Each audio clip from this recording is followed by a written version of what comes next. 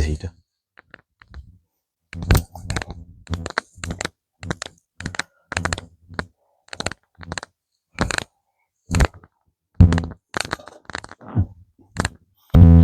I'll try this one especially, yeah.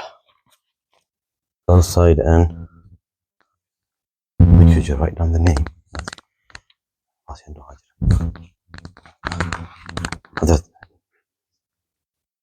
And then just pass it on to the next person.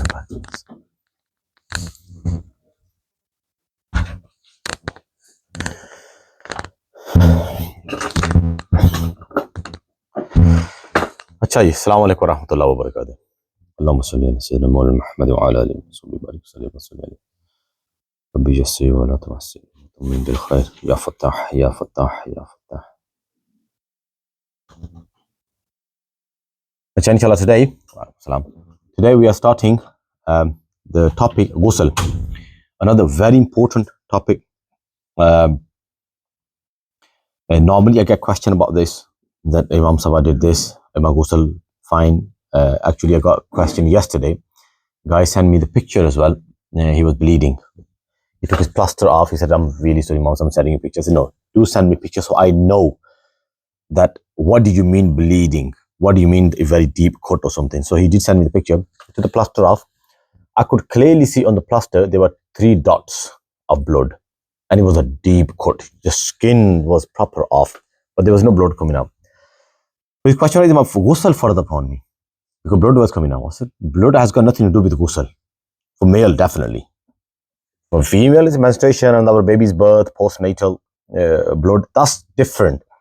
With male, no matter what blood comes out, Ghusl don't become fardh upon you. No matter how much blood comes out. So Ghusl got nothing to do with blood for male. Achha, very first thing from Quran, where Ghusl is fardh from. Ayat is in Surah Al-Ma'idah, ayat number 6. Putter, come forward. We're sitting right in the doorway, so people can't come forward. So that's what I'm saying to everyone, move forward so that you make more space for them as well. You can move forward. Hassan, you can move forward too. Yeah. Wa alaikum salam. Because the more people are coming, the more going to come. They're going to think there's no space. There's enough space. You can move forward even up to here. Yeah, move forward, move forward. There's enough space at the back. Enough space at the back. Just make sure you keep writing your names as well on it.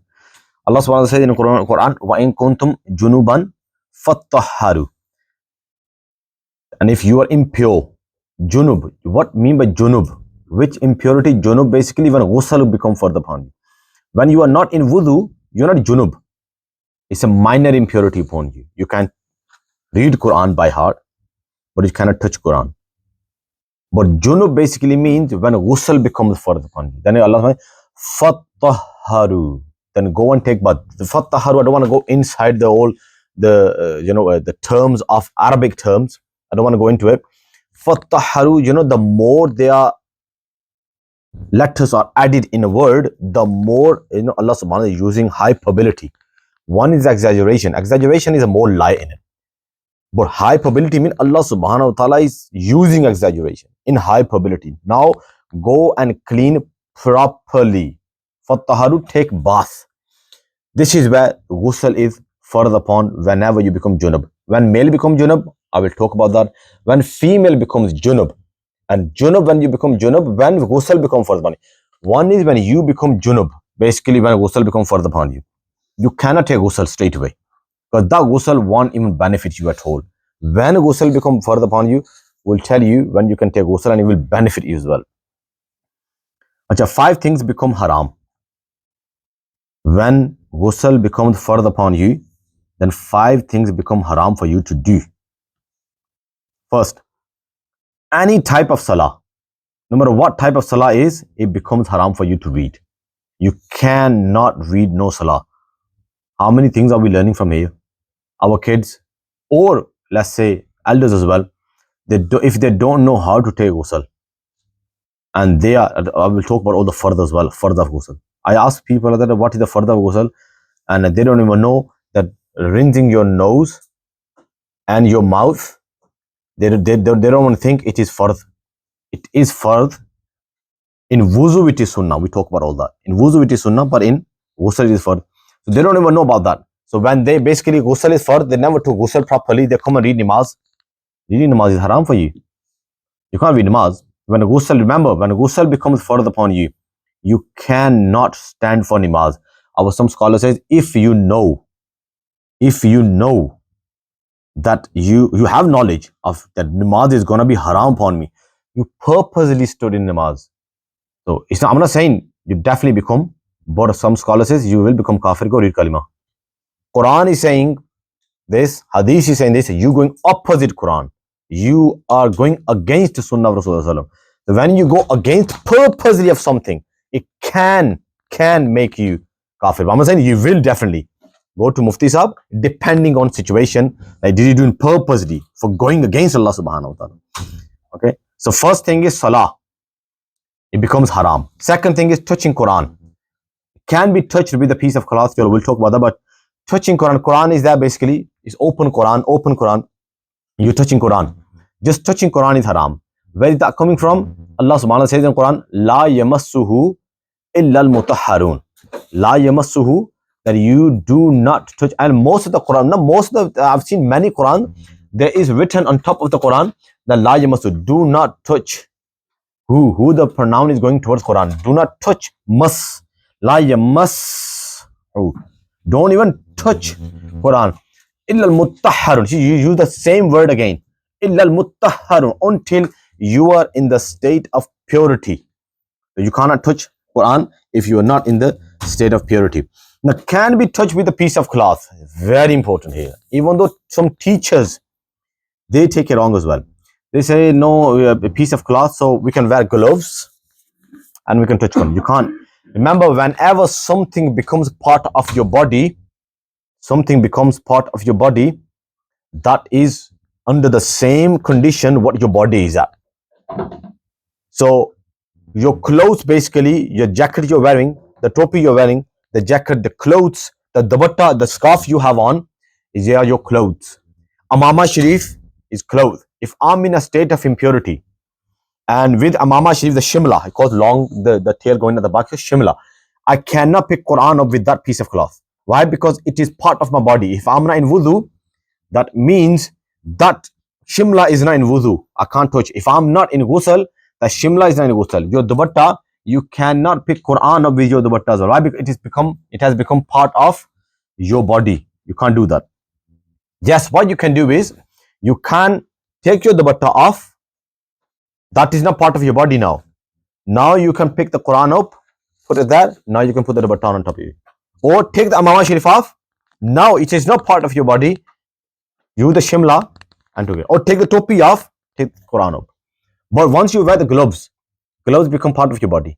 You cannot pick Quran up with your gloves if you are not in state of purity. If you're in state of purity without gloves, you can pick it up, of course. But I'm saying anything that becomes part of your body, you cannot pick Quran up if you are in state of impurity. Because why? Reason why? Can someone tell me why? I just told you this now. Talal. Question is that if I say that pick the Quran up with the same Amama Sharif you're wearing now, with the shimla as well, but you are not in the state of impurity.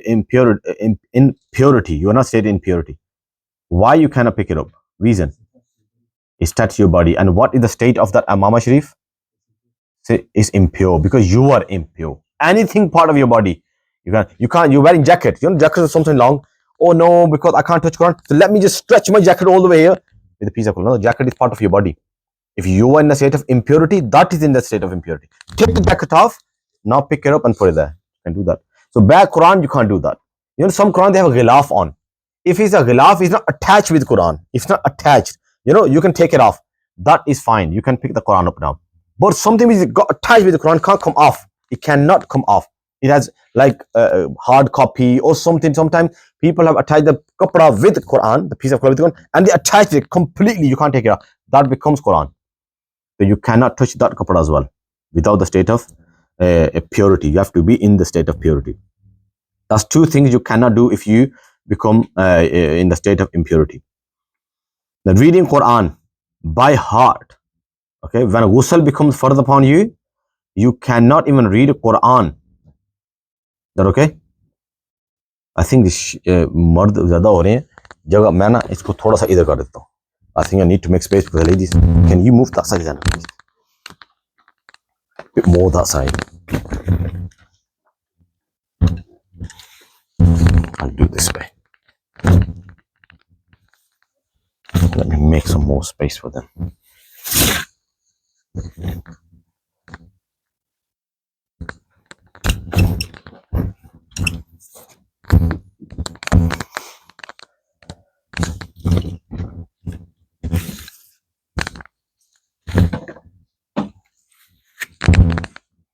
That's it. That's good. Now you can move forward, move forward as well. No space. Why we are not sitting there? Because I think roof was leaking that day. It was leaking for like a few days, and they smelled there in that room. Plus some khatamis as well. So I don't want them to disturb me today, like they disturbed me last time they were coming in. So they can just come, go in that room, and then they go out. So no one's coming here and disturb us. Okay. Right. Third is reading Quran. Now, if you are not in a state of wudu, you're not in a state of wudu, you cannot touch Quran. If you are not in a state of wudu, you can read Quran though. One is minor impurity, one is major impurity. Minor impurity is when you are not in wudu. Major impurity is when you are not in ghusl. You have to do ghusl. And I told you before how ghusl becomes fardh upon you. Anyway, they will tell you how ghusl becomes fardh upon you. So reading Quran, if you are not in state of ghusl, reading Quran either by looking at it, by touching, or by heart, you can't even read. If you are not in a state of wudu, you can read Quran by heart. But when you are in the state of major impurity, when ghusl becomes fardh, you can't even read Quran by heart as well. Let's say you by heart you know Qul huwallahu ahad, by heart you know Surah Yasin. You can't read because you can't utter words, those pure words, if you are not in the state of major purity. You have to take bath, then you can read. Entering masjid, you cannot enter in masjid. Okay, when you're in state of major impurity. When you are not in wudu, you can enter in masjid.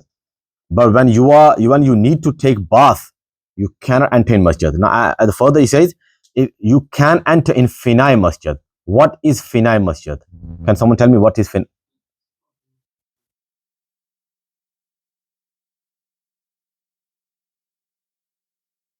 Very good. Good. Mainly those places are made for prayer as well. Of course, I'm not saying not prayer, but mainly a very simple term is where male jamaat take place. When normally male jamaat take place, that is part of masjid. Real masjid. That is actually masjid. Now, this library is finai masjid. It's not part of masjid. That room there, that's finai masjid. Ladies, in every masjid, remember, ladies' room is always finai masjid. Because ladies, whenever they come 20, like today is khatam there, all the ladies are going to come there. There are about 100 ladies are going to be 200. Definitely 10, 20 ladies are definitely going through menstruation. So if we make that part of masjid, then of course ladies can come there. Every masjid, finai masjid, ladies' room. That's the reason mu'takif, itikaf people, they cannot come in these places. My lectures goes on in Ramzan. They cannot come here. We leave the mic on, but they can't come here for these purposes. Yeah, in very extreme conditions, they can go in finai masjid. Like bathroom area is finai masjid. You don't read namaz there. Jamaat doesn't take place there. So where shoes are, you can't go there. But for extreme conditions, of course, they have to go and do wuzu. They have to go take ghusl. They have to go out. They have to go upstairs. That this lobby going upstairs through stairs. This old part is finai masjid. Upstairs is main masjid is upstairs. Main masjid is downstairs. These two halls are main masjid. These two places, person going through major impurity cannot go. Ladies area you can. The ladies can come that side. Ladies normally they message me, oh, there is janaza taking place in masjid. Can I go in masjid? I'm going to menstruation. Yes, you can. You cannot read namaz though. As I mentioned before, no type of salah you can read. You can enter in finai masjid, but you cannot enter in masjid, proper masjid. Acha, next one is tawaf. Tawaf, when you go for hajj, you can't do tawaf. Why you cannot do tawaf? Because tawaf takes place inside the masjid. So you cannot go inside the masjid to do tawaf. Yeah, that's a different thing. Our scholar says, because the masla came, normally when women, they go, Yasin, you can come here at the front. You know, that's the reason I'm saying just move forward. Yeah, there's enough space here. You can even move forward here. You can go up to here, Hazrat. Up to here you can come. Plenty space. You can come here. Move forward here. There's enough space at the front. You look, enough space, alhamdulillah. You know, some of you are doing, they move in, but sit down at the same place. They move in, sit down at the same place. Move forward. Acha, tawaf is inside the masjid. Now let's say that's another thing for ladies. When you go for umrah, when you want to go for umrah, and once you got to umrah, your menstruation started. Now what are you going to do now? Because you're in ihram, you can't come back. And if you come back, you have to sacrifice an animal. So, and that was a new thing for me. I didn't know that. So, I listened to many Muftiyan Ikram from Pakistan, and I've read Masla actually as well in book. It says that in state of impurity, go and do Umrah. Major impurity. You're going to menstruation. Just go inside, go Umrah, do Umrah, because you've done a major mistake. For that, you have to sacrifice an animal. Basically, dam, you have to give dam. Basically, penalty you have to pay.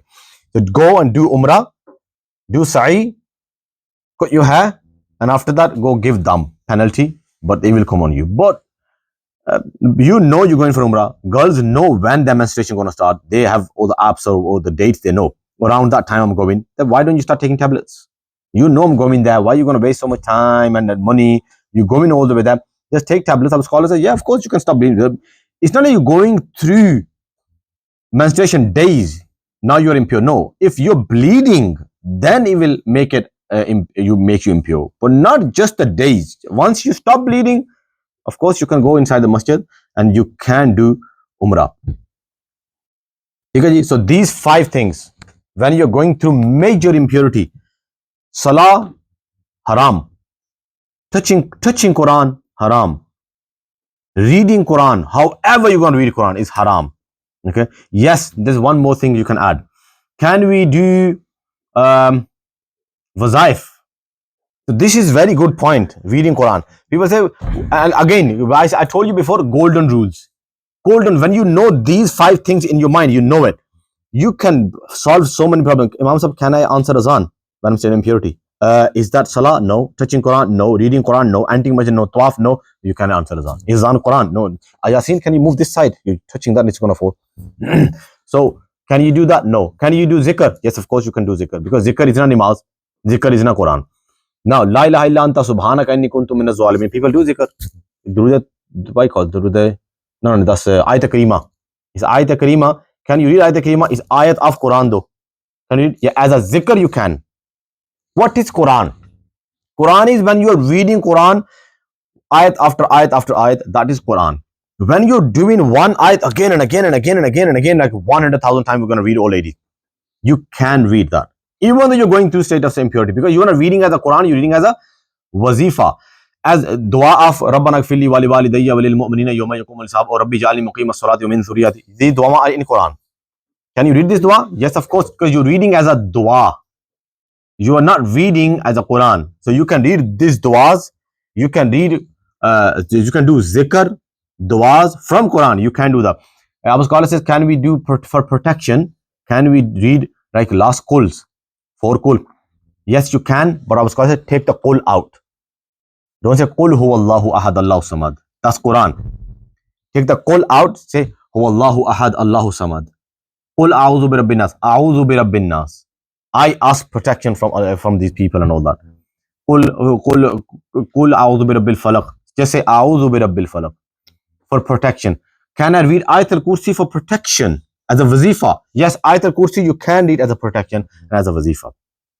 Okay, but Quran you can't touch. Quran you cannot read as a Quran. Now for teachers, can you teach in this state? You can teach, but let the child read. You don't read because they don't hear us, and you want to teach in this. Just don't touch Quran.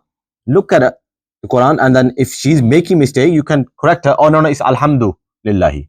Oh, it's actually Subhanallah. So you can say 1 word or 2 words, but you cannot say 1 full ayat in one go, because reading 1 full ayat is Quran, not 1-2 words. And if you want to read Quran, Then how scholars say if you're really in an extreme condition, then you have to do hifz or something. Then our scholars say, why, okay, break it. Read Alhamdu Lillahi Rabbil Alami. Give 2 to 3 seconds break. Then it's not Quran because you're breaking. You're reading one, basically separate words you're reading. If someone's reading Quran and you want to correct them, yeah, you can correct them. You only one word, or you missed the Lillahi. You missed this. That's fine. That's okay. 1 or 2 words. Then it's fine. Yes, Hazrat, you only ask a question. That's not wazifa. That's they reading Quran. One is for protection. You read like for wazifa is Ayatul Kursi wazifa. But reading full Surah Mulk is not wazifa. It's not even for protection. People don't read. It's not for protection. Rasulullah says, whoever reads Surah Mulk at night time, he will be protected from the grave punishment of grave.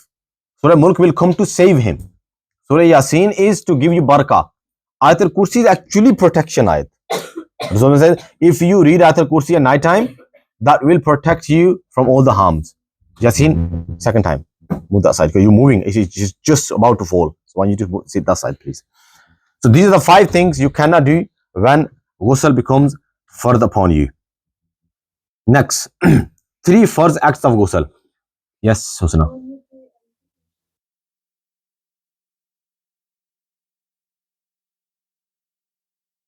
When you're reading what? Khatam. Yes, but again, if it's as a wazifa you're reading or as a zikr again and again, you're going to read. That's fine. That's okay. You can read. But I always, my Staji says, well, adda waqti keda zon. Adde chusi moment aage, my Staji says, adde chusi aage, unna diyar, padni. How much do you read Quran outside those days? Outside the days, we don't want to do anything. But when those days come, no, I have to read. I love Quran so much, Imam Sahab, give me permission. I mean, yaad nahi aunda. Abba ready on the umre wasi, Amma pra ready on umre wasi. Kisne or no, I'm too busy, you know, Imam Sahab, I'm too busy. When now Abba ji is busy in his life, brothers got busy, everyone got busy. Now, Momina Sahiba, now she wants to go Umrah. Imam Sahab, give me ijazat. The tadap for Umrah. I have no mahram, but I want to go. I said, you want to go? That's fine. What is Umrah? Nafal. Umrah is never fardh or wajib. Umrah is nafal. Yeah, unless you ask a mannat, Allah, this happened, then the mannat will make it wajib. You want to go and do nafal thing and doing haram to go nafal. You know, these terms, we should know these terms. What is nafal and what is haram? Haram is opposite the fardh. If you doing haram, that means you're going against Quran or Rasulullah hadith mutawattira, which is very high, authentic hadith. So you just to do nafal to receive Rasulullah. If you obey Allah's commands, if you obey the commands of Rasulullah, that is more important, or going to Umrah is more important? That is more important. And these commands are given to you by Allah subhanahu wa ta'ala. You should not be breaking these commands. Yeah, so in those days, my Staji says, just stay away from all these protection ayat. Why you are not reading? That's another thing. Why you are not reading the ayat of protection at night time you really want to read? Why you are not reading Khatam when you really want to read? Why you are not reading Quran when you really want to read? Why? Because you can't. Why you cannot? What mean by cannot? Because you want to obey Allah. Doesn't Allah know? Doesn't Allah know you're thinking? Doesn't Allah know what's going on in your mind? Allah knows she really wants to read. Allah knows she really wants to do this wazifa. Now you tell me you listening to Allah and you're not doing, basically you kind of inside you harming yourself. Would Allah let you harm yourself? Would Allah let any harm come towards you because you're obeying Allah's commands? So I think not reading would be, Allah will send more protection towards you. Allah will protect you even more. Why? Because you are not reading but listening to Allah subhanahu wa ta'ala. So I would definitely say, just stay away from it. Yeah, listening Quran. As I said to you, the 5 rules I gave you. Can you listen to Quran? Yes, you can listen to Quran. Listening is not. Reading.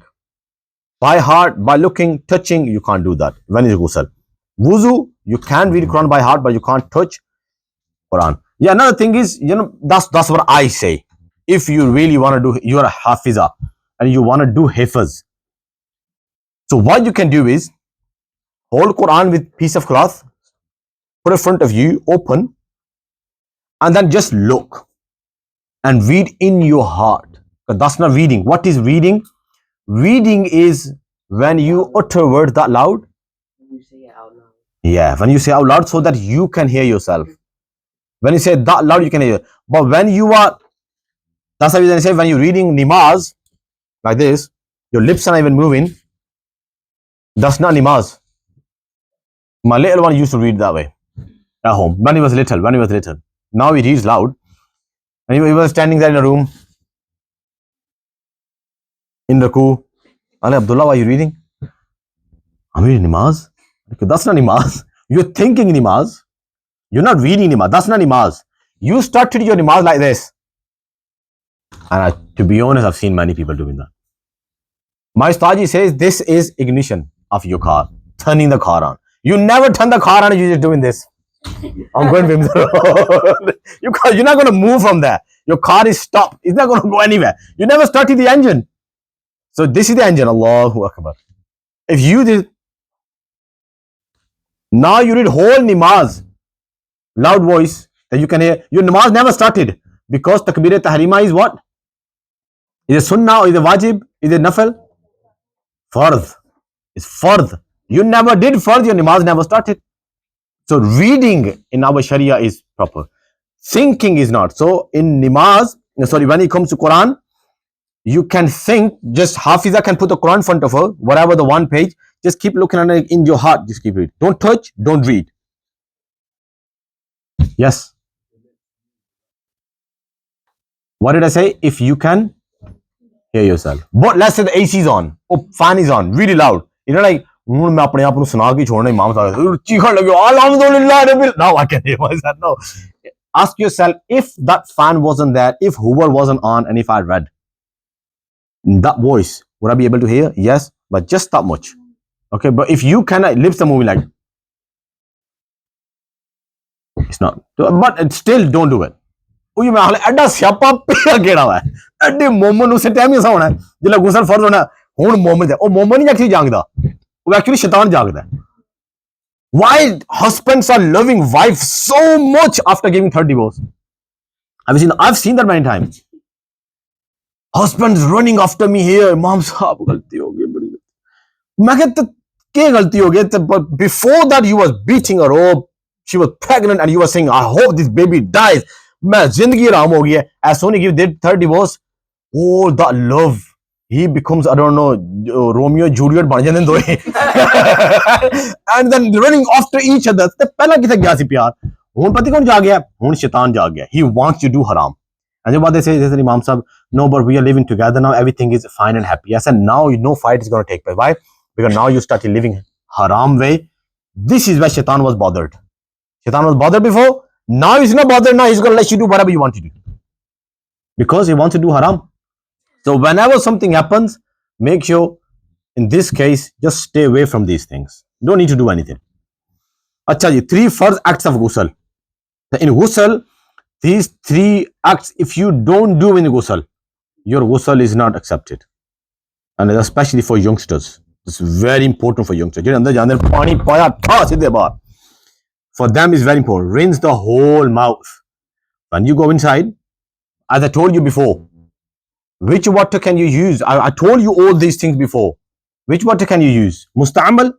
Can you use musta'mal water to rinse your mouth? No. No, because You have to use pure water. Pure water. I must sadke ja. Acha, so Yasin is saying pure water, not musta'mal water. You were in bath. There was a bucket there full of water. You check it up, nice. You need to add more water. Very good. Thus, you put your hand inside and then it's nice and warm. You home man. No. Your impurity came off. It made the whole water impure. Not impure, musta'mal. It's all water became musta'mal. You cannot use the water to take off your unseen impurity.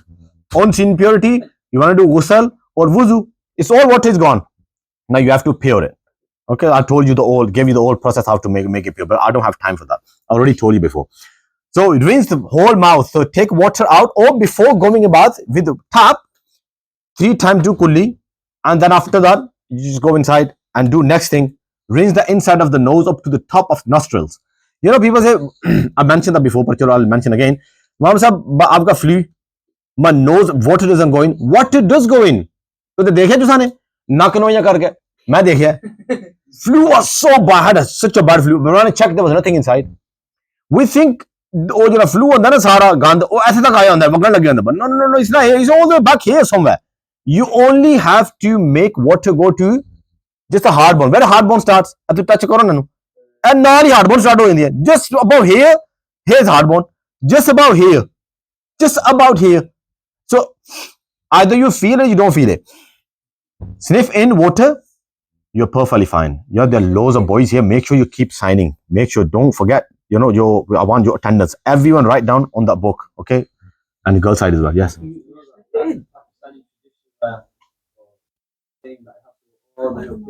तो ਉਹਦਾ ਦਿਮਾਗ ਤਾਂ ਪਾਣੀ ਚੜ ਗਿਆ tap ਹੀ ਅੱਬਾ ਹੀ ਉੱਥੇ ਤੇ ਜੇ ਪੂਰਾ ਟੈਪ ਹੈ ਤੇ ਫਿਰ it doesn't go all the way up here ਤੋਂ ਅੱਖਾਂ 'ਚ ਪਾਣੀ ਨਿਕਲਣਾ ਪੈਂਦਾ ਬਾਹਰ. Yeah, exactly. It's where it says hard bone. What my Staji says, he said, don't take suni sunaiya gallan. Take it from book. What book says? Up to what bone? Where hard bone starts? Yeah. See, these little things, if you work on detail, little thing, you can argue with people. You say, no, up to here. Hey, brother, where hard bone starts? Here, tattoo. Is it hard bone of forehead or hard bone of nose? That's hard bone of forehead. Hard bone of your nose. Where your hard bone of nose starts, atthu a start ho jandi hai. Oh no, but your nose is full with flu. Check karo kithe saaf suthra na kya mera. Pani pao. So rinsing your nose and rinsing your mouth. And some kids, you know what they do? I've seen them. They put water in their mouth and throw it out. No. Your whole mouth needs to be rinsed. Every corner, it says. Or either you drink water big gulps. Take water properly. Drink water, your mouth is clean. Or take water and then rinse mouth properly. And you got then throw water down. And rinsing mouth, properly take it inside and then you rinse it. Wait, do you slip the water up? A little bit. Just out. No. Sniff in and then throw it out. Sniff it. Yeah, you throw it out. Don't just drink it through your nose. Yeah, you have to throw it out. Yes? Yeah, that's fine. Drinking mustamal water is fine. Mustamal water, again, golden rule. What mustamal water cannot be used for? Ghusl. And no, you can't do ghusl with that. That's it. You can drink water as well. You can do whatever. Yeah, but our scholar says it is better to do kulli first, throw water out, and then drink water. Because end of the day, your mouth, the water went in, it was mustamal. Acha, third part of 3 fardh acts of ghusl is wash the entire body once so that no part of the body remains dry. Now, all these are once. Rinse the mouth once. Rinse the nose once. Flow water all over your body once. So once is fardh. I'll talk about 3 times. What is 3 times? Okay. But once, rinsing whole mouth, rinsing the nose up to your nostrils, hard bone, and wash the entire body. Now washing the entire body. Have you washed your entire body though? What mean by washing entire body? Every single hair. Rasulullah Hadith Sharif. Your soul. Basically, yeah. So under every hair, Rasulullah says there's impurity. Under every hair. Now, how many hair? Like under every hair, Rasulullah. Every part of your, nothing must stay dry. Nothing at all. So if you think about main points, but actually those main points will come up, and I will talk about in detail what those main points are. But these are the 3 fardh acts of ghusl. If you have done these 3 fardh acts, your body is washed. Now, I normally ask this question, Imam Sahib, do we have to put soap on? Shampoo? Because a guy messaged me, he said, I'm going for Umrah, but I just feel so dirty. I take bath after every 3 to 4 hours. And that is so hot. So what shall I do? I can't use soap because in Umrah, of course, you can't use anything which has a fragrance on it. Fragrance thing, you can't use. He said, but I want to use, but do we have to use, that's another question, do we have to use shampoo? I said, no. In time of Rasulullah, there was no shampoo. In time of Rasulullah, there was no soap. So main thing is, what makes you pure, soap or water? Water. Or another thing is, does reading kalima makes you, hand clean as well? Because our elders we used to, listen to this as well, that when you're washing your hand, you have to read kalma la ilaha illallah Muhammad Rasulullah. Otherwise, your hands are not going to be clean. It got nothing to do with reality. Nothing. You don't put water on your hands. You guys can move forward all the way up to here. Look, girls are all the way at the back. You've got no space at the back. Move forward, move forward. More forward, more forward. There's no space. Oh. Okay, let me tell you. What was I saying before? What was I saying? You were saying about fragrance in. Yeah, fragrance in soap. You don't have to use. So what I was saying, that when you put water over your body, you don't have to use soap. You don't have to use shampoo, as long as your whole body is soaked wet completely. And another thing is, when you're washing your hand, you don't have to read kalima. If you don't read kalima, but your hands are wet, you're clean. If you read kalima, you don't put water on your hands, it's not clean. Okay, the water is important. Now, Zainab is saying that, do we have to do all these acts in order? No. According to Imam Abu Hanifa, there is no order. Actually, according to other Imams as well, wuzu, according to Imam Shafi, is order, but ghusl is not. So whatever you want to do, you can do. Let's say you went for, you went to take bath in, let's say, swimming pool. You went there for swimming, and you had to take bath. It was further upon you. You jumped in swimming pool. You never did no kulli, goggle mouth or nose, and then you went in the swimming pool and you took bath, everything. Now your whole body is wet, clean. But when you came out, you're, oh, hold on a second, wuzu, or the nose and the mouth, there you go, and you tap and then just do wuzu, and that's fine, that's okay. Or let's say you do the whole wuzu, you took bath, but you forgot to do kulli, and you was about to read namaz. That actually happened to me once. I started my namaz, and ghusl was further upon me, and I did all that, and I completely not forgot, but I was doubt that I don't know, I did or no. I broke my namaz. I said, I went in and I just did kulli, goggled my mouth, and I rinsed my nose, and then I came back and started my namaz, because rest, the other third part I already done it. As long as you haven't broken wuzu in between, of course, then goggle your mouth. So basically, order is not fardh. Order is not fardh. It's just however you want to do. Either rinse your mouth first, or rinse your nose first, or you wash your body first and then you do it at the end. It's up to you however you want to do it. These are three fardh acts. If any of the above fardh acts of ghusl are missed, ghusl will not be completed. Remember these three fardh acts. Fardh ghusl, I'm talking about, not sunnah ghusl.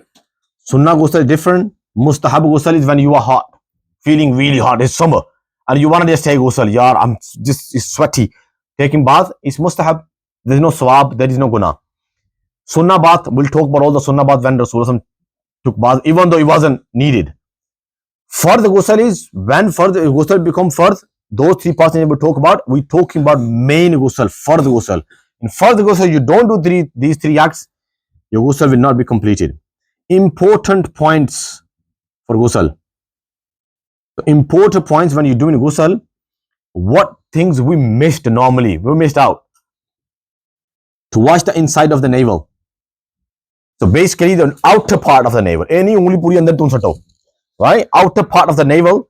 Sometimes water doesn't go in. So make sure anything, body, anything outer part you can see, you have to wash. Outer part of your ear. Not inside the ear.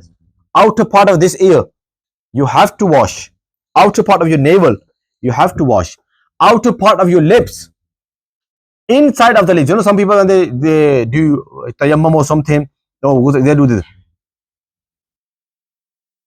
Listen. And you do this. Outer part of your eyes. Lips. They must be wet. Most water should flow over your lips.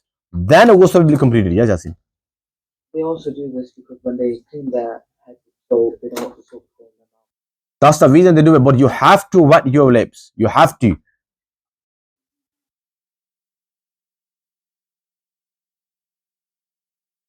So question is that if ghusl become further, when we do tayammum, I've got subject tayammum as well, inshallah. I'll add more subjects. Those 6 subjects, I think we won't be able to cover those 6 subjects in 6 months. I thought my one subject is going to take 2 days, but it's taking only one day. So I think I'm going to add at least 5-6 more subjects in it. I'm thinking about after once it's finished, we'll do tayammum and salah as well. The salah wasn't there, but now I'm going to put salah as well. You will see how important salah is. So all salah will go through. But anyway, he's saying when a ghusl become fardh upon you, and there is no water, what do you do? Now there's a whole process of first you find is there any water within 1 mile radius around you, east, west, north, south. You check. You first of all you have to check. You go out and check. But you don't have to go and check. You ask yourself, I'm middle of nowhere. I don't think there's going to be any water there. I don't have anything, no water, nothing at all. What shall I do now? Is the tayammum? You use sand and mud. Yeah, you do tayammum. Then you can do tayammum. But otherwise, you have to use water, and then you do, take bath, and then you do basically go and read namaz and everything.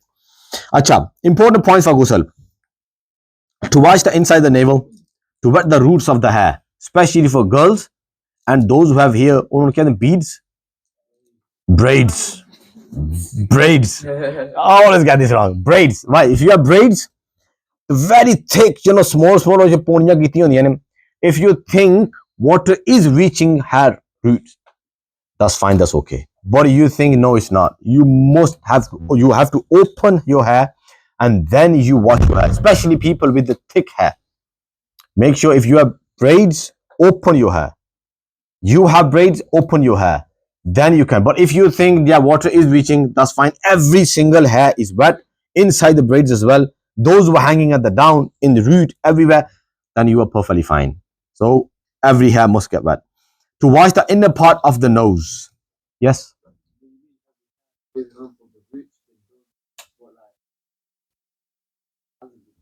Yeah, that's what I'm saying. Hair which are hanging down, they must get wet as well. Anything which is part of your body, outer part of your body must get wet. Your hair hanging down, roots, everywhere, it must get wet. How about if you're bald and you need to do the water part, you still do it? What? Like, you know the water part where you put it on your hair? Yeah. Water on your hair for wudu. You still do it if you're bald? Yeah, you still do it. But your hair doesn't have to get wet if you have no hair. Well, where you going to get hair now? You're bald anyway. So you just wet your skin. Acha, to wash the inner part of the nose, as I mentioned before, wash the inner part of the nose. That's fardh anyway. You have to do that. To wash under the armpits, you just put in water. Water is not going to get there. So lift your arm. All those main parts before you take bath. Do that first. You might forget or something. So lift your arm, put proper water there. Not just get water and just rub it there. But it's a masa. Proper water here, under your armpits, to wash behind the knees. Let's say you're sitting on some stool or something, or you're taking bath, you're sitting down. You have to, how water is going to get there? You stretch your legs and put water there. Best way, stand up. Best stand up and put water behind the knees, on your legs. Or if you are showering or taking shower with the shower, then you just do it properly behind your knees.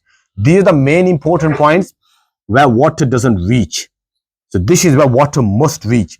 So behind your knees, under the armpits, very important to wash between the legs near private parts.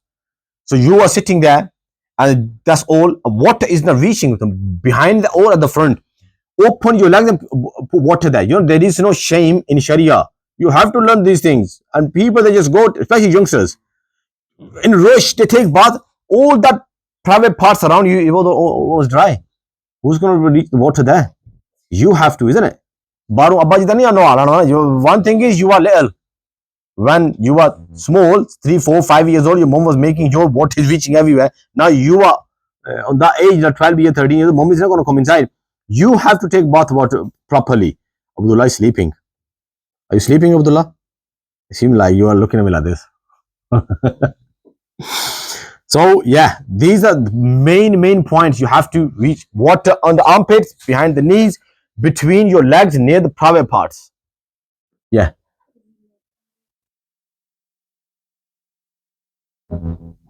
Yeah, that's what I'm saying. He's saying the water has to flow everywhere. Yes, everywhere, all of the body parts. These are the main points I'm saying. It has to flow everywhere. These are the points where people normally miss out. To wash the inner part of the ear and ear piercing. Ear piercing, ear inside. I know you have, it's something is inside or ticket, that's fine. But if there's a hole and it's a big hole, then make sure water goes in there. It's a big hole. Small is, it comes in on the, the skin pores, it doesn't have to.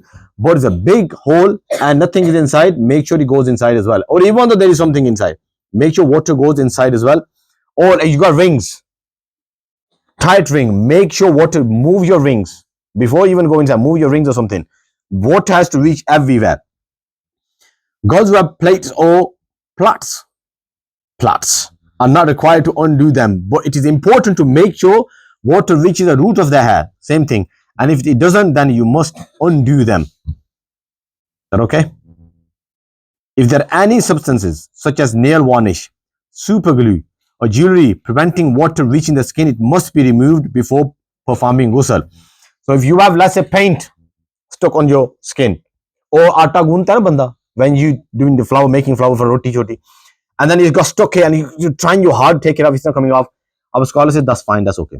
Try your best to take it off. उतार सकते हैं तो उतार लें. Paint की जब होती है, इंक की जब होती है, and it got stuck on your skin and you're trying to take it out, it's not coming off, leave it now. That's okay, because you tried your best, it's not coming off, leave it there and you just do wuzu, inshallah it should be okay. But if it can come off easily, nail varnish, it definitely must be. Super glue, chalo theek hai. If someone's job is that, all is, glue job with the books and all that stuff, if something got stuck, nowadays you can take it off anyway. Nail varnish will come towards nails.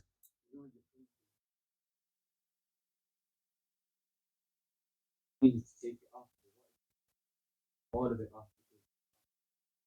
Can't reach it. It's just like a problem. Take it all off. There you go, ghusl is not done. Definitely done. You don't realize, and it is there. So of course, water never reached that body part. And ghusl is, you have to wash every single part of the body. So he's saying that if you are paint job or something you are doing, one is you never realize, and then after taking ghusl you realize, oh, that part was a big patch there, and nail varnish was there, or anything was there, and and if I had tried to take it off before, it would have come off, but it did not come off, and I forgot or something. Now you have to take it off and just wash that part of the body. You don't have to take ghusl again, because the rest of the whole body is washed. Even though you broke your wuzu after that, you just have to go and wash that part. But if you have read namaz with that, go and repeat your namaz. Why? Because your ghusl wasn't done. Ghusl to hua hi nahi tha na. I'm talking about when something is stuck there and you tried your best to take it up, but it's not coming off. I was calling it, leave it now. It's okay. No matter size. Tiny bit, yeah. Just take it off. Now it says nail varnish. Oh, you got nail on. Oh, nail polish on. Or eyelashes on. I think probably the question is going to come up, but let me just cover it here. Nail polish, your eyelashes, anything fake you have on your body, anything, wig, hair wig, and it can come off. It can come off, and they do come off. You have to take them off and do wuzu. There is no halal nail polish. I mentioned that before. Halal, maybe ingredients are halal. Every nail polish, first of all, you bring nail polish to me and then I will see. I don't think any nail polish can let water reach to your skin. They leave a layer on the top. They leave layer at top.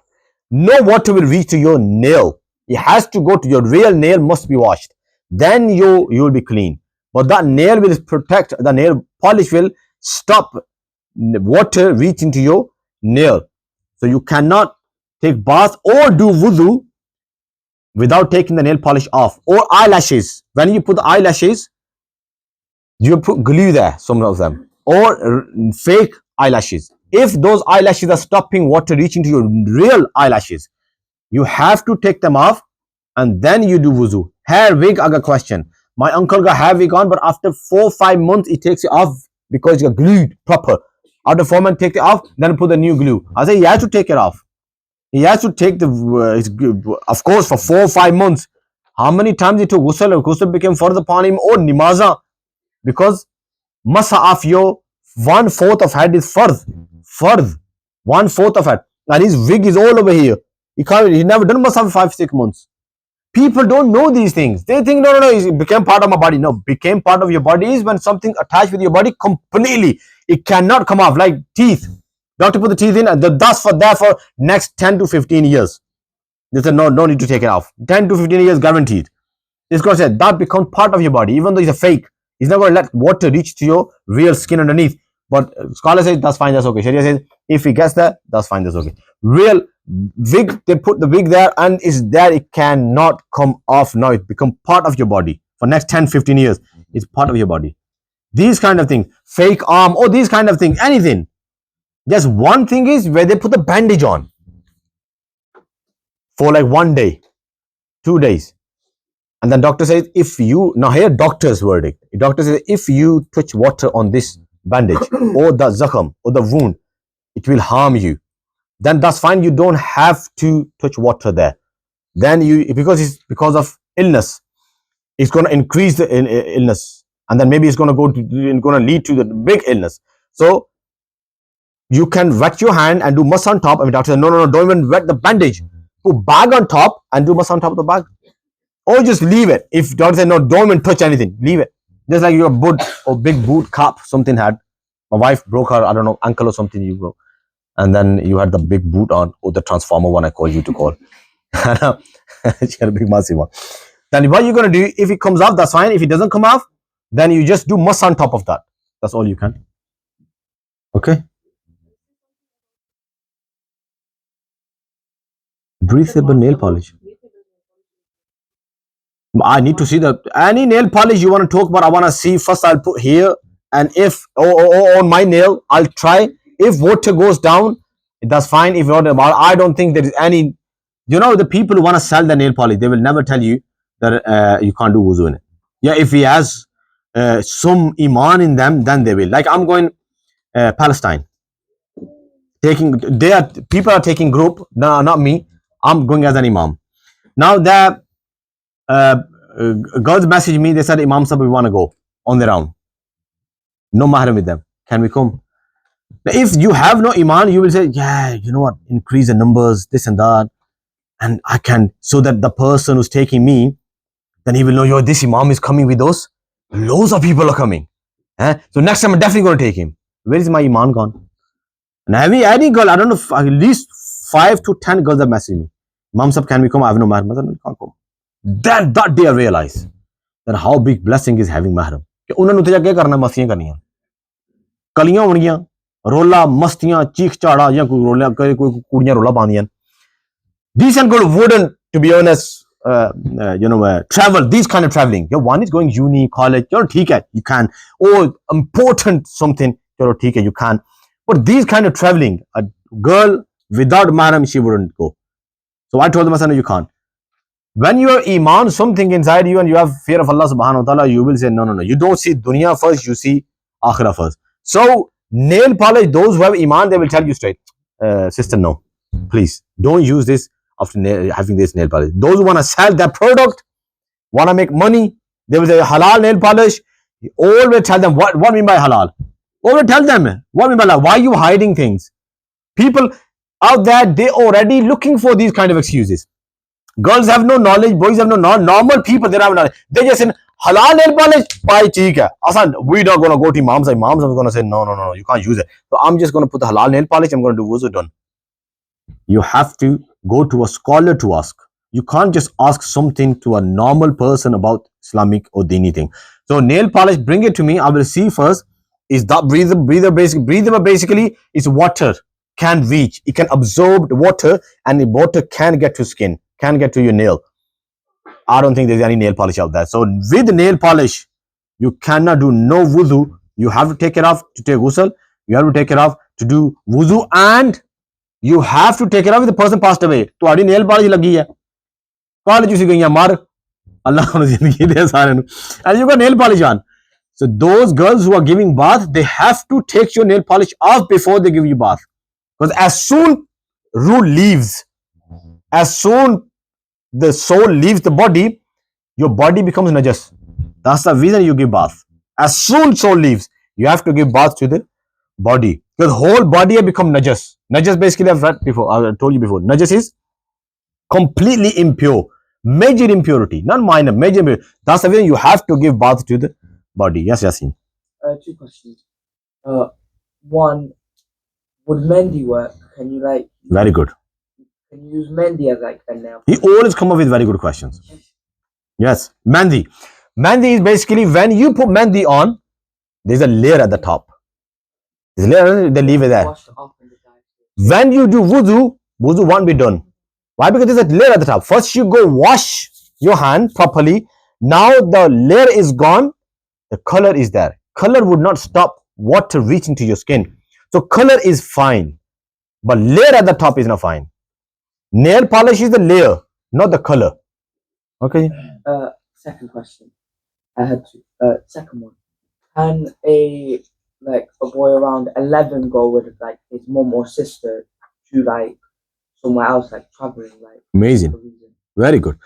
Now 11 and 12, 12 years old, if he has shown the signs, wet dream happened or something, these are the 12 years, not that you are adult. Some people say, my son is 12 years old, namaz is fardh, he has become adult. No. 12 years is the starting point. 12 to 15, between that, if the signs are shown, but mainly wet dream happen. That happens, those little boys who don't know anything about wet dream, come to me after that and then I'll tell you everything properly. Right? So once that happened, now you're adult. But one term is called murahiq. Murahiq. Meme you are, meme you are, MURAHIQ. Murahiq. Murahiq is Qaribul Balugh is called. Qaribul Balugh is, he is about to become Balik. He's about to become an, he is come under the condition of Balik, adult. So he can travel with his mom. If mom has no Balik person, how old are you? 15 now. It was when I was 11. Yeah, 11 years old can take his mom if he looks big as well. 11 years old can take his mom, can go to traveling with that boy as a mahram. Why? Because he's about to become baligh. He's a murahik now. It is written in our books. Murahik can go on a shari safar, and mom can take as a mahram with her. Okay, so it's 11, 12 years old. That Can. was fine for my mom. My Yeah. dad was busy. Yeah, that's fine. That's okay. Told you, Adra. I told you. Acha, the sunnah method of ghusl. Now, this is sunnah method of ghusl. One is fardh, I told you before. This is sunnah method. This is how you're supposed to be doing ghusl. Rasulullah used to do ghusl like this. Make the intention for ghusl. Intention is not that you have to say words, I make intention of ghusl. No, intention is what is in your heart. बंदा आके भाई तौलिया चुक के तुम कपड़े चुक के अंदर जान लगे हैं. Why are you going inside? You know why you're going, yaar, I've got towel in my hand. I've got new clothes in my hand or something, or whatever other things are you have in your hand. You're going inside. Why? You know why you're going inside. You're going for bath. That is intention. Next is nawaitu an aghtasil raf' al hadath. You want to say that, that's fine, that's okay. In English, you can say I make intention to do ghusl, to take the impurity away from me. Wash both hands 3 times, including the wrist. So before you go, when you enter in a bath, wash your both hands, just like in wudu. Both hands up to your wrist 3 times, like properly 3 times you wash. Wash the private parts thoroughly. Proper private parts. If there is any impurity there, wash your private part properly. All the impurity is off. If there's any impurity there, after wet dream or something, whatever happened, or husband and wife. So wash the private parts properly. Remove all impurities from the body. Body, when you say anywhere, wherever the impurity is. Let's say you change your children nappy or anything, whatever impurity, or you work as a sewage person outside, and then all dirt is on your on your body, or you clean your own gutter outside, let's say, and your hand was going all the way down and something was coming up here, then you go wash it properly. Then perform wuzu, ensuring the mouth and nose are rinsed. Perform wuzu like you do wuzu of namaz. This is the sunnah of Rasulullah. So performing wuzu before ghusl, before taking bath, performing wudu is sunnah of Rasulullah. Rasulullah used to do that. So before doing his ghusl, he would sit down, do proper wudu, proper like full on wudu. Then he would start doing ghusl. Why he says rinse, ensuring the mouth and the nose are rinsed? Why he says? Why doesn't say in wudu? Yeah, because these are the 2 fardh acts in ghusl. For the ghusl, these are the 2 fardh acts. You have to rinse your mouth, you have to rinse your nose in fardh ghusl, in wudu as well, before wudu. Pour water over the right shoulder 3 times and left shoulder 3 times. The Rasulullah used to do that. 3 times on your right shoulder, 3 times on your left shoulder. Even though science says as well, don't pour water straight with sir upper. You know, dimag phir jaya. Why? It says science says it. Well, no, science says you put water on your feet first. Start from the bottom so that you don't have people have heart attacks. People have cardiac arrest in bath because they put straight your water on the head. Their mind is not ready, head is not ready, because your whole brain, everything is here, and you put water. You go mad. But what just happened? So prepare your mind first. Just like when you go in restaurant, you're not hungry. You don't feel like eating anything. But when you go and sit inside the restaurant, you just check in the menu. है ना smell सूंघ दियो फिर भुख लगती है मेरी जनानी में शादी होती है आदि you always say when you go there Qasim, do you want to eat something I said भुख ही को नहीं आदि तू है 3 मिनट तक तू साडा भी मुका देना because you're sitting there your mind is getting ready now it's sending messages why this is coming so when you put water on the part of the body they tell you it's coming so your mind gets ready just like when you go back home Pakistan or any other country hot country first 2 days 3 days your body is feeling so hot but after you get used to it. People who come from back home to here it's so cold for them but after they start getting used to it. First time when you start sometime let's say your hot water the boiler is not working you have to take wuzu with you have to take bath with you cold water at the start you put water but as soon as you start taking bath after 2-3 minutes you're perfectly fine why because your body is ready your mind is ready then he sends signal all over the body that look is coming this danger is coming so that's what you do first you put all water on your right shoulder then put water on your left shoulder now put water on your head you pour water over the head and the whole body 3 times okay that's 3 times all over the body that is sunnah once is fardh all over body should get wet but any once imam said once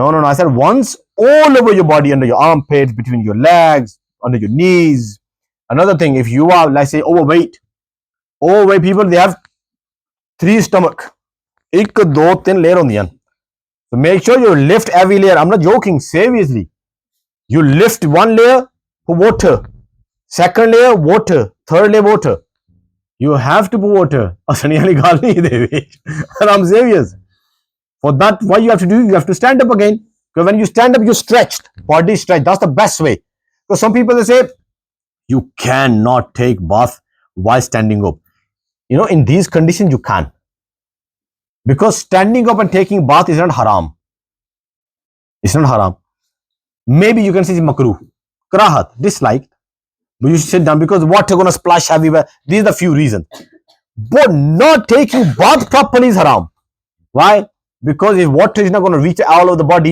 you reading namaz haram you touching Quran haram you reading Quran without bath by heart is haram you entering in masjid haram and you coming in Jummah day in masjid alhamdulillah today I had so many blessings I read Quran first person I was in Jummah and I done so many blessings. Actually you are doing everything haram because your bath was wrong you done everything you're thinking is I earn closeness of Allah you actually went more away from Allah because you broke the rules of Allah okay so you have to be very careful in these things pour water all over the body on whole body 3 times wash the feet when ghusl is completed and then leave the place of ghusl now why this is there wash the feet I think someone asked me from this side as well when you take ghusl in old days where you was taking ghusl there was no drainage the water drain system properly so water was there it was just there you standing in water what water is that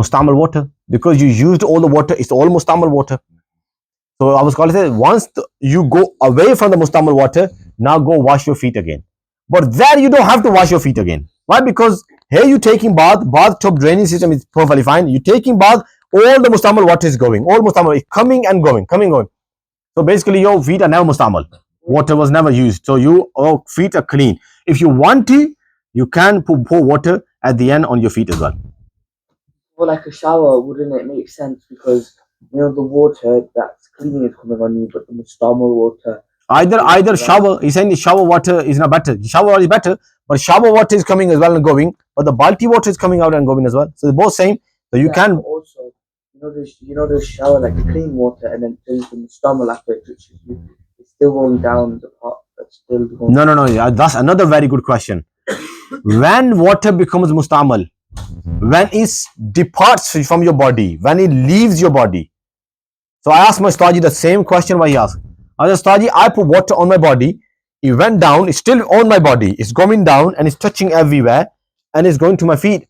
So I said, until it stays on your body and giving all down, it's not mustamal. When water becomes mustamal, it touches, and let's say I put water on my head and water splash and now it became mustamal. Now it's going on my body, that's mustamal. Plus what they are talking about here is it left your body and it just gathered down on the floor. That is mustamal because it left your body. So any water which touches your body and then leaves, that is mustamal. Stays on your body, that's not mustamal. Is that okay?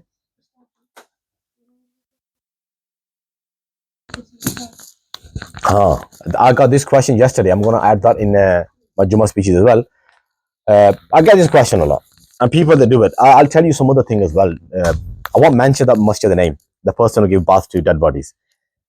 Right? Okay. I'll mention that. But first, let me answer this question. So she's saying, after giving birth to dead body, do you have to take ghusl? No. Why you don't have to take ghusl? When again, golden rule: when ghusl become further upon you. Oh, that will come up actually. No. After this, it'll come up when ghusl become further upon you. Once you have those 4-5 rules in your mind, what happens after sexual intercourse, after menstruation, after baby's birth, when bleeding stops, ghusl further upon. Here you give birth to a dead body. Why would ghusl become further upon you? What's the reason? I don't get it. What's the reason? Why people go and take ghusl? Yeah, when you give birth to dead body, mustamal water, the splashes are coming on you. Did you put apron like our directors here, those who give bath to body, they have apron on or something. Even though you have no apron, how many splashes are going to go on you anyway? Plus, splashes going on you are not impure water. That is mustamal water, not impure water. Impure water makes your clothes impure. Mustamal water, no matter how much it goes on your clothes. Yeah, chalo, theek hai. For saying even extra clean, extra muttaqi, a fear of Allah subhanahu wa ta'ala, consciousness of Allah subhanahu wa ta'ala, you go and change clothes. But ghusl never become further upon you, ever. Giving bath to dead body, I don't know how ghusl become. Like someone come to me, tell me why. Because I'm going to talk about that later on. Nothing after that, you can come. How ghusl becomes further upon you. We'll talk about that. And then when that rule is in your mind, then you can question the person as well. That, oh, hold on, brother, why ghusl become further upon you? Why happened this? Happened this? No. These are the things make ghusl further upon you. I just gave bath to this dead body. Why ghusl is further upon me? Or why you have to do wudu, or why you have to go and change clothes. People change clothes. You don't have to do anything when you give bath to dead body. Now, that person, he gives ghusl to dead bodies, and then after that, doesn't go home. Anyone knows him? No, I don't think anyone knows him. No. That's fine. Okay, now, he gives bath to dead bodies, and he has his clothes and towel in masjid. He takes bath and then he goes home. He said, no, I can't go home. I said, why? The Imam Sahib, after giving bath to dead bodies, I think jinn ch mud jande tuanu. God will.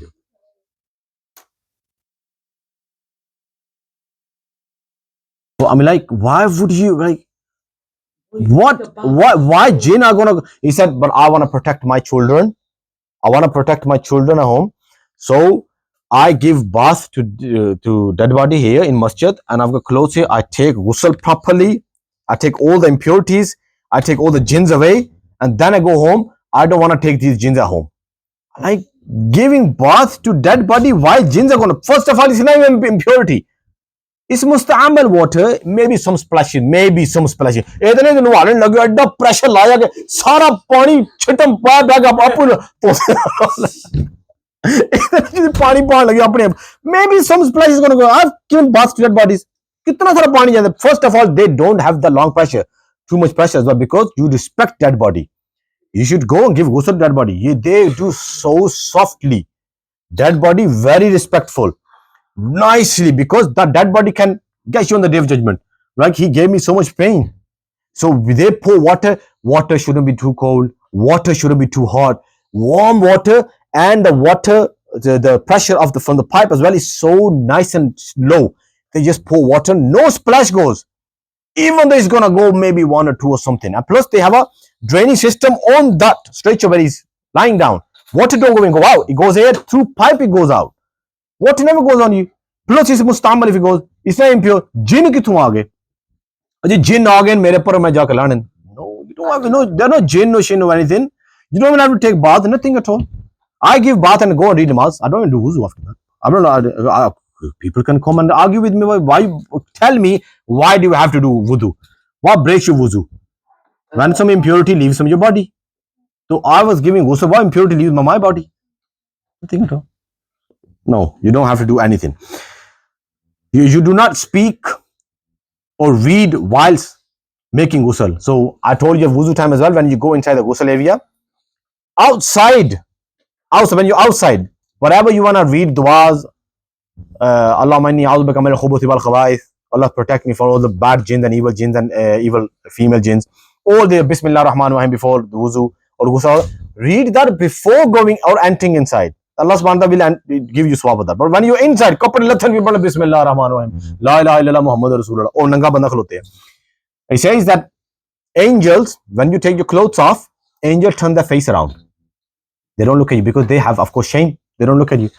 When they look at you, when you start speaking, when you start talking, they say, okay, now the person must have clothes on.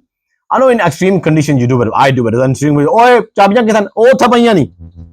Or where the keys are is there, very short, something. And then they turn around and they look at you. And then when they look at you, you made us look at you in this condition, may Allah curse upon you. If they curse upon you, or they say something, but really they say really bad thing. So don't speak when you have no clothes on. Yeah, if you really want to in your bathroom, put towel here, just private parts, navel to knees, put the towel, and now you speak. Yeah, what do you want? This, okay, now you take it off after the one you talk to them. You can do that.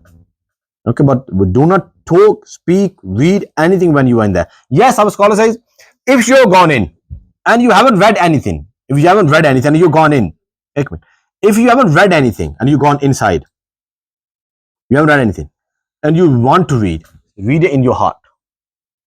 Read it in your heart, like, inshallah, subhanahu wa ta'ala will accept that. Ji, Baji. Singing is fine. I told you. Singing is fine. Singing is fine. No, I'm only joking. Of course, you can't talk, you can't speak. How can you sing? You can't sing any on the back of the jalebi baby gone.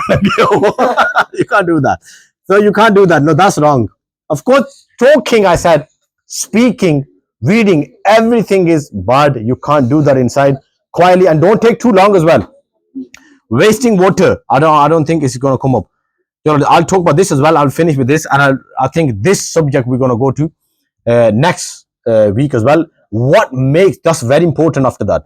What makes ghusl fardh upon you?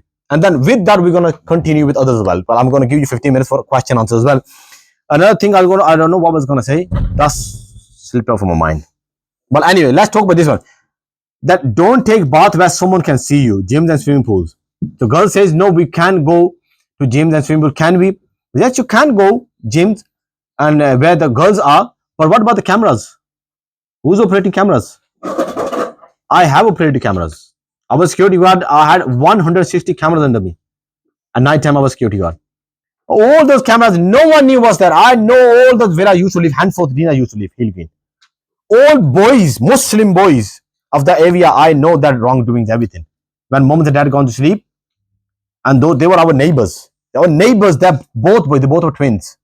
So they came at night time, 2 in the morning, they came, 2 in the morning. And our camera was so good, stay away from that. And they were like, camera was so good, you can zoom into the badge as well. What person the badge name is. What the person's name is on the badge. So them 2 boys came, first they went to clothing shop, clothing side, they got 1 or 2 jumpers, then they went to straight alcohol island. What these 2 are doing in there? They got a bottle, cement off, I read the name as well. Yes, man. And they got under the jumper. They went there, bought jumper, and with the quickly scanned it, put in and out. How do you know who's watching you? Now I know that secret now. I'm telling you because you don't know them. So it's not ghibah. If you knew it, of course it would be ghibah. But you don't know them. They were drinking outside. Mom and dad don't know, 2 in the morning. Subhanallah. So what do you know? Huh? Muslims. So how do you know you are in swimming pool? You know that all girls, oh alhamdulillah, all girls are imams. What about those cameras? What about those cameras gonna zoom in on you and then they're gonna take picture? They got mobile there with them. They're gonna say touch screen, zoom in here. That's it. You gotta be very careful. Rasulullah actually hadith of Rasulullah. Look, Rasulullah 1400 years ago said girls should not go out and change clothes. They should change clothes at home. Rasulullah knew cameras are coming. At that time, girls should change their clothes at home and then they go to someone's house. Nowadays, a small camera, you can see the news on Sky News. This hotel is basically someone's the waiter was hiding some cameras there or phone cameras and all the camera just to see girls taking pictures. So you have to be very careful. Don't go gyms, anything. You really want to fit yourself. Say, itna khana shuru kar diya, oily shally khane band kar diyo. ਇੱਥੇ ਤੇਰਾ ਪੀਜ਼ੇ ਖਾਂਦੀਆਂ ਨੇ ਉੱਥੇ ਜਾ ਕੇ ਟਰੇ ਵੀ ਨਹੀਂ ਜੰਮ ਮਾਰੀ ਨੇ ਫਿਰ ਤੇਰਾ ਪੀਜ਼ੇ ਖਾਂਦੀਆਂ ਨੇ ਫਿਰ ਜਾ ਕੇ ਮਾਮ ਸਭ ਢਿੱਡ ਕੋਈ ਨਿੱਕਾ ਪਿਆ ਹੁੰਦਾ ਮੇਰੇ ਕੋਲ ਤਾਂ ਨਹੀਂ ਪੁੱਛਦੀ ਯਾਰ ਚਲੋ ਮਾਂ ਢਿੱਡ ਨੇ ਕਹਿੰਦੇ ਢਿੱਡ ਕਿਦੋਂ ਨਿੱਕਾ ਵਾ ਤੇਰਾ ਪੀਜ਼ੇ ਖਾਣ ਲੱਗੀ ਉਹ ਗਿਆ treadmill at home, do something at home or something, but not gym. It's up to you again. If it's really safe to go, then it's fine. Things that make ghusl fardh, we'll talk about that inshallah next time, next week. Oh yes. Very important. Next week there is no class. Next week, no, we're gonna give you break. See how good I am. We're gonna give you next week no class. Right? Next week, someone specially hired me to do that nikah in London. So I'm gonna go do nikah. But anyway, it was an emergency as well. So next week no class. After next week, definitely class. So what's the date of the not next week? After next week. 28th of December. Why he remember? Because he wanted me to do nikah of their family member, one of them. But when he booked me really late, I said, I'm 28th, I'm going somewhere else. Right. So what is the after that? What's the date of the next Monday or Saturday? 4th of? So next class will be on 4th of January, not 28th of December. Next year, 2025. Next class is going to be next year. And we're going to start with this. So basically things that make ghusl fardh upon you. That's one. Days on which ghusl is sunnah. The second. Rulings regarding ghusl. That's very important. Remove barriers. I can't really do that anyway. Remove barriers. Thus, I'll talk about all what barriers are on your clothes. Taweez, you have any? Mama taweez pwa dende bachyan nu. Oh, you lag the naan lagi hunde andar. We're going to talk about that. And there are many rulings there. Tattoos. We're going to talk about person who works at the painter. Remove any bandage. You have braces. Or Allah's Prophet's name. All that. In the case of illness, how you take bath. In the case of doctor is saying you shouldn't be taking bath. In the case of illness, how would you take bath? Is wuzu required after ghusl? Can you do? Next one is touching impurities. Once you touch impurity, what we do to do? Intentions of taking 2 baths in one. Bath is further upon you. There's a ghusl. You want to take bath of Friday as well. You have to take 2 baths, 1 bath. We'll talk about that as well. Wearing jewelry which has Quran written on it. We'll talk about that. Reading Quran in the state of impurity. We already talked about that, but we'll go in more. Touching books other than Quran. One is touching books. Quran. Can you touch? We'll talk about touching books other than Quran. And Quran is written in them. What is Quran? We'll talk about a hadith book. We'll talk about that as well, inshallah. Okay, so this is how we're going to do it. So ghusl is, inshallah, the next 4th of January, we'll do ghusl again. Inshallah, maybe I'll give you a little bit, all the pishne jitne gallan vi hain, I will talk about that as well. Reminders or repeaters I'll give you, and then we'll go to these all the slides as well. Inshallah, next one. This is very important subject. Very important. Have you write your names on the book? All of you. Have you written names on the books? Yes. Questions. Yes. After that topic, I was thinking about, I thought this topic, all these topics are going to finish on. Is there a poster here? I think this is the point. I think I'm going to do tayammum as well. I'm quite sure tayammum is there as well. I'm going to do tayammum. Yeah, actually tayammum. Tayammum is basically dry wudu. How would you do wudu if you have no water? Like there was a question here. So I'm going to prepare that. That is very important. Why is it important? Sometimes you're stuck somewhere on services or somewhere and there is no water there. How are you going to do wuzu? Or Eid time, you come and there's no time for wuzu, and then Eid namaz is just about to finish, or Janazah namaz about to finish. Can you do tayammum or no? All these terms will inshallah cover those in tayammum. And then I'm going to add salah as well, inshallah. And then after that, near Ramzan time, we'll do all those 5 subjects what I normally do in Ramzan. 5 subjects, and everything I will give you regarding Ramzan, you won't have no question left in your mind, because all those questions I'm doing from last 6 to 7 years, given that every year I'm adding more and more questions. But last 1 or 2 years I'm not adding no question. Why? Because any question comes in your mind about inhaler, medicine, illness, pregnancy, all those whatever that I need to do. Can I do this? Can I do this? Can I leave roza, etikaf, tarawih? Can we read girls read tarawih in masjid? Can they read at home? Or do we have to read 8 tarawih, 20 tarawih? Where is it proven? I will give you all that inshallah as well. Yes.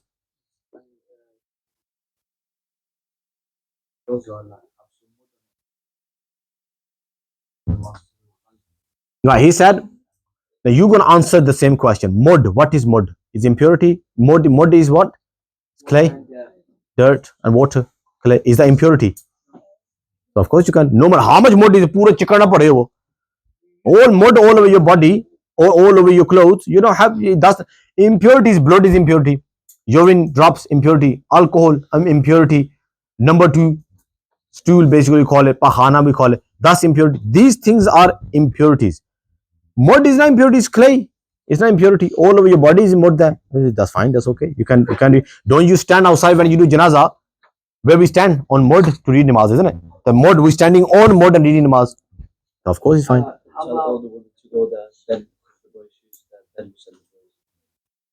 Yeah. First, let me ask question. That we still have 5 minutes. Yes. We're not sure if the mud was impure. Very good question. I gave you all that, and where we start first. What did you say at the start? You are not sure. And what did I say? When you are sure. Sharia has got nothing to do with doubts. Sharia says, look, is there impurity? There is smell? No, nothing there. It's clean. You have to take it as a clean. You can't go in doubt. When you start doubting, I can doubt now. This is where OCD, all this comes. Oh my God, I don't know, someone touched this laptop and maybe he came out from toilet. Maybe he never washed his hand and maybe he touched the laptop. Maybe my hands became impure. That's it. Puri dia wuzu karte rahoge. These sliders here or screening, maybe some janaza person came here and he touched it. Maybe all this work went up. The maybe is never going to let you live then. There are doubts and doubts and doubts. Sharia says it is impure. Can you see impurity? No, it's clean. The carpet is clean. You know, our Muslims, when they go to some new house, English people living there, they start washing carpets. Scholars say, can you see impurity? No, it's clean. Can you see impurity? Yes, it's impurity. So where impurity, just clean that. It's all clean. You can tell. Yes. No, not money to me. It's management job. Management should be taking the money. You can come anytime 9 to 5 and you can give them. I handle no cash or anything. It's just to them. They were probably going to give me, I think, account number, and I'll give you the account number. Otherwise, go to management office. If manager, someone is there, you can give it to them. Or 9 to 5 manager is always here Monday to Friday. You can go and pay it. Yes. Yeah.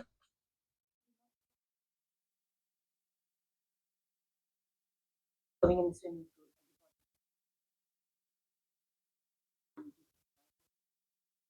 But how is water?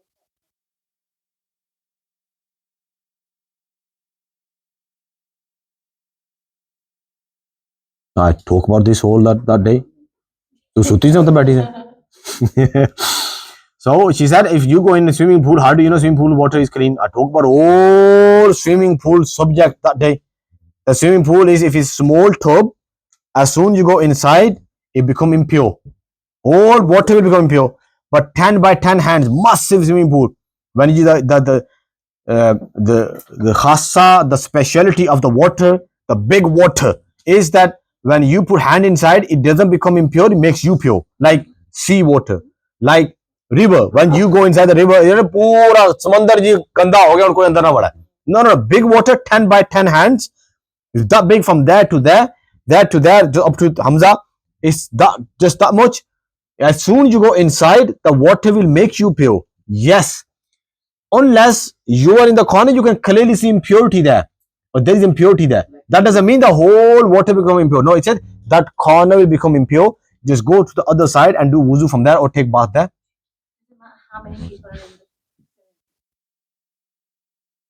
the Yeah, no matter how many people are inside the swimming pool, full of it, whoever 20 people are they jumped in the. See that no matter how it doesn't matter how many people are inside the swimming pool.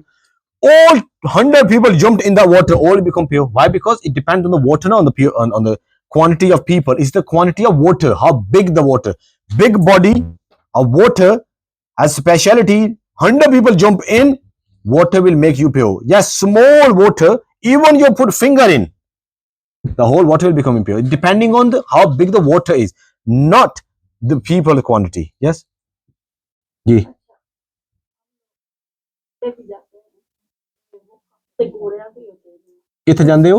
ਜੇ ਕਿਸੇ class ਚ ਆਓ हाँ जी। ਤੇ ਚਾਹ ਬਣਾ ਕੇ ਤੇ वो उन्हीं कप में हम पी लेते हैं हाँ।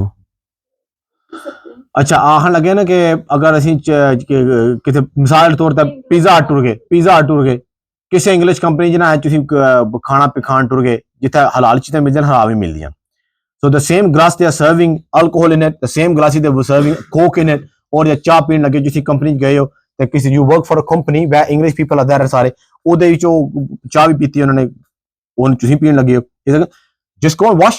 What is the specialty of water ਦੀ ਪਾਣੀ ਫੇਰ ਦੇ ਅੰਦਰ 3 ਦਫਾ ਤਾਂ ਬਿਲਕੁਲ ਕਲੀਨ ਹੋ ਜਾਂਦਾ ਉਹਦੇ ਤਾਂ ਸ਼ਰਾਬ ਪਈ ਹੈ ਉਹਨੂੰ ਗੰਦਾ ਕਿਹਨੇ ਕੀਤਾ ਸ਼ਰਾਬ ਨੇ ਕੀਤਾ ਸ਼ਰਾਬ ਬਾਹਰ ਡੋਲ ਦਿਓ ਹੁਣ ਪਾਣੀ ਦਾ ਕੀ ਖਾਸਾ ਹੁੰਦਾ ਉਹ ਬਿਲਕੁਲ ਪਾਕ ਕਰਦਾ ਹਰ ਚੀਜ਼ ਨੂੰ ਉਹਨੂੰ 3 ਵਾਰੀ ਪਾਣੀ ਫੇਰ ਦਿਓ ਅੰਦਰ ਇੱਕ ਵਾਰੀ ਦੋ ਵਾਰ 3 ਵਾਰੀ ਉਹਦੇ ਪਾਣੀ ਪੀ ਲਓ ਬਿਲਕੁਲ ਸਾਫ਼ ਪਾਣੀ ਜੈਸੇ ਜੀ ਪਾਣੀ ਫੇਰੋਗੇ ਅੰਦਰ ਸਾਰਾ ਦਾ ਸਾਰਾ ਕਲੀਨ ਹੋ ਗਿਆ ਤੁਹਾਡਾ ਦਿਲ ਨਹੀਂ ਮੰਨਦਾ ਪੀਣ ਦੀ ਦੋ ਅਲੱਗ ਗੱਲ ਹੈ ਮਗਰ ਉਹ ਸਾਰੇ ਦਾ ਸਾਰਾ ਪਾਣੀ ਦੀ ਸਪੈਸ਼ਲਿਟੀ ਇਹ ਹੈ ਕਿ ਜਿਸ ਚੀਜ਼ ਨੂੰ ਟੱਚ ਹੋਵੇਗਾ ਨਾ ਉਹਨੂੰ ਕਲੀਨ ਕਰਦਾ ਜਾਏਗਾ ਬਿਲਕੁਲ ਪਿਓਰ ਹੋ ਗਿਆ ਕਲਾਸ ਚ ਜਾਈਦਾ ਹਸਪੀਟਲ ਜਾਈਦਾ ਕਲਾਸ ਚ ਜਾਈਦਾ ਕਈ ਵਾਰ ਬੰਦਾ ਬਿਮਾਰ ਹੁੰਦਾ ਕੋਈ ਕੱਪ ਦਿੰਦੇ ਨੇ ਚਾਹ ਦਿੰਦੇ ਨੇ ਹਾਂ ਕੱਪ ਹੁੰਦੇ ਨੇ ਤੇ ਉਹ ਫਿਰ ਪਾ ਕੇ ਆਪ ਪਾਣੀ ਪੈਂਦੀ ਹੈ ਚਾਹ ਬਣਾਉਣੀ ਪੈਂਦੀ ਹੈ ਉਹਨਾਂ ਦੇ ਕੱਪਾਂ ਚ ਪੀਂਦੇ ਆਪਣੇ ਕੋਲ ਤੇ ਕੱਪ ਲੈ ਕੇ ਨਹੀਂ ਕਰ ਸਕਦੇ ਨੇ ਕੱਪ ਤੁਸੀਂ ਉਹਨਾਂ ਦਾ ਇਸਤੇਮਾਲ ਕਰਕੇ ਨਾ ਬਿਲਕੁਲ ਪਹਿਲੀ ਗੱਲ ਇਹ ਹੈ ਕਿ ਤੁਹਾਡੇ ਕੋਲ ਕੱਪ ਆਇਆ clean cup came to you just right in front of you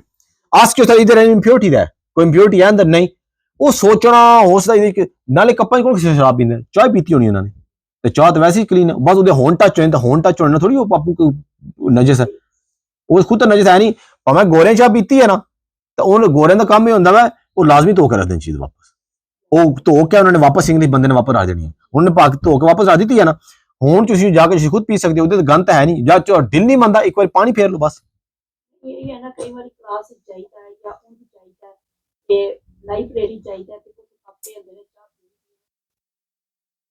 ਤੇ ਉਹਨਾਂ ਨੇ ਇਸ ਵਾਸਤੇ ਮੈਂ ਪੁੱਛਿਆ ਕਿ ਮੈਂ ਅਸੀਂ ਪੀ ਲੈਨੇ ਆ ਤੇ ਕਈ ਔਰਤਾਂ ਨਹੀਂ ਪੀਂਦੀਆਂ ਕਹਿੰਦੀਆਂ ਵੀ ਝੂਠਾ ਹੈ ਕੱਪ ਜਾਂ ਕੋਈ ਗੱਲ ਨਹੀਂ ਖੈਰ ਸਾਫ਼ ਨਹੀਂ ਕੀਤਾ ਇਹਦੀ ਵਜ੍ਹਾ yeah because they just touched it that doesn't mean ਉਹ ਇਹਦੇ ਮਤਲਬ ਨਹੀਂ ਉਹ ਵਿਚਾਰੇ ਨੇ ਟੱਚ ਕੀਤਾ ਤਾਂ ਉਹ ਖੁਦ ਨਾਪਾਕ ਥੋੜੀ ਨਾ ਨਾਪਾਕ ਸਿਰਫ ਇੱਕ ਹੀ ਚੀਜ਼ ਹੈ ਉਹ ਹੈ ਪਿਗ ਖੰਜ਼ੀਰ ਨਾਪਾਕ ਹੈ ਬਾਕੀ ਕੋਈ ਸ਼ੈ ਨਾਪਾਕ ਨਹੀਂ ਹੈ ਹਾਂ ਕੁੱਤਾ ਨਾਪਾਕ ਹੈ ਉਹਨੇ ਮੂੰਹ ਮਾਰੇ ਅੰਦਰ ਧੋ ਲੋ ਜਾ ਕੇ ਇਹ ਤਾਂ ਇਨਸਾਨ ਹੈ ਇਨਸਾਨ ਇਹ ਵੀ ਅਸ਼ਰਫੁਲ ਅੱਲਾਹ ਹੈ ਅੱਲਾਹ ਲਕਦ ਖਲਕਨਲ ਇਨਸਾਨ ਫੀ ahsani ਤਕवीम ਉਹਨਾਂ ਨੇ ਆਖਿਆ ਲਕਦ ਖਲਕਨਲ ਮੁਸਲਮਾਨ ਅੱਲਾਹ ਨੇ ਆਇਆ ਮੈਂ ਹਰ ਇਨਸਾਨ ਨੂੰ ਅਸ਼ਰਫੁਲ ਮਖਲੂਕਾਤ ਬਣਾਇਆ ਹਾਂ ਅਗਰ ਉਹਨਾਂ ਦੇ ਮੂੰਹ 'ਚ ਸ਼ਰਾਬ ਸੀ ਉਹ ਸ਼ਰਾਬ ਉਹਨਾਂ ਨੇ ਉਹ ਟੱਚ ਕੀਤਾ ਉਹ ਸ਼ਰਾਬ ਨੂੰ ਧੋਣਾ ਅਦਰਵਾਈਜ਼ ਕਿਸੇ ਇੰਗਲਿਸ਼ ਬੰਦੇ ਨੇ ਪੀਤਾ ਉਹ ਤੁਹਾਨੂੰ ਅੱਧਾ ਪੀ ਕੇ ਤਾਂ ਵਾਪਸ ਕਰ ਦਿਆ ਤੁਸੀਂ ਪੀ ਸਕਦੇ ਹੋ ਅੱਧੀ ਉਹਨੇ ਪੀਤੀ ਹੈ ਚਾਹ ਜਾਂ ਅੱਧਾ ਉਹਨੇ ਪਾਣੀ ਪੀਤਾ ਨਾ you can finish this of you can finish ਤੁਸੀਂ ਪੀ ਸਕਦੇ ਹੋ ਉਹ ਥੋੜੀ ਉਹ ਖੁਦ ਨਜਸ ਹੈ ਕੋਈ ਦਾ ਉਹ ਤਾਂ ਠੀਕ ਠਾਕ ਹੈ ਇਹ ਕਲਚਰ ਚੀਜ਼ ਹੈ ਕਲਚਰ ਸਾਡੇ ਅੰਦਰ ਉਹ ਨਹੀਂ ਇੰਗਲਿਸ਼ ਬੰਦਾ ਇੰਗਲਿਸ਼ ਦੀ ਪਾਣੀ ਨਹੀਂ ਪੀਣਾ ਨੋ ਤੁਸੀਂ ਬਿਲਕੁਲ ਝੂਠਾ ਪੀ ਰਹੇ ਭਾਵੇਂ ਐਸ ਲੌਂਗ ਐਸ ਉਹਦੇ ਮੂੰਹ ਅੰਦਰ ਕੋਈ ਐਸੀ ਚੀਜ਼ ਨਾ ਹੋਵੇ ਉਹ ਜੇ ਸਾਫ ਸੁਥਰਾ ਬੰਦਾ ਵਾ ਠੀਕ ਠਾਕ ਉਹਨੇ ਅੱਧਾ ਪੀਤਾ ਤੁਸੀਂ ਅੱਧਾ ਪੀ ਲਓ ਨੈਵਰ ਮਾਈਂਡ ਕਿ ਜਾ ਕੇ ਧੋ ਕੇ ਗਲਾਸ ਪੀਣਾ ਹਾਂ ਬੰਦੇ ਨਹੀਂ ਪੀਂਦੇ ਧੋ ਲਓ ਬਸ ਪਾਣੀ ਫੇਰ ਲਓ ਪੀ ਲਓ ਠੀਕ ਹੈ yes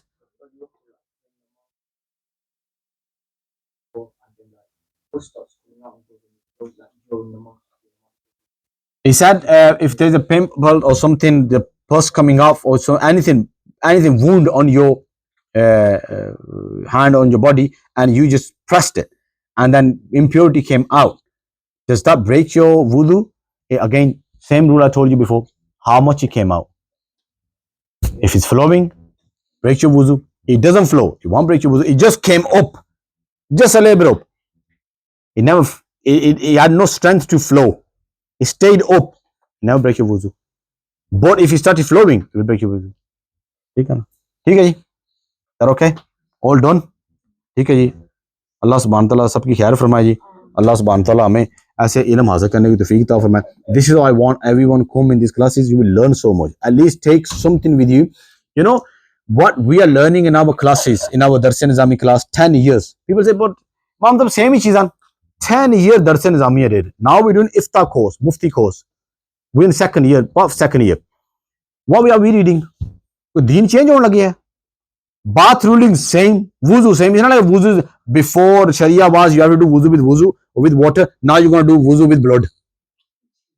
It's going to be same. Ramzan is going to be always same. Hajj is going to be always same.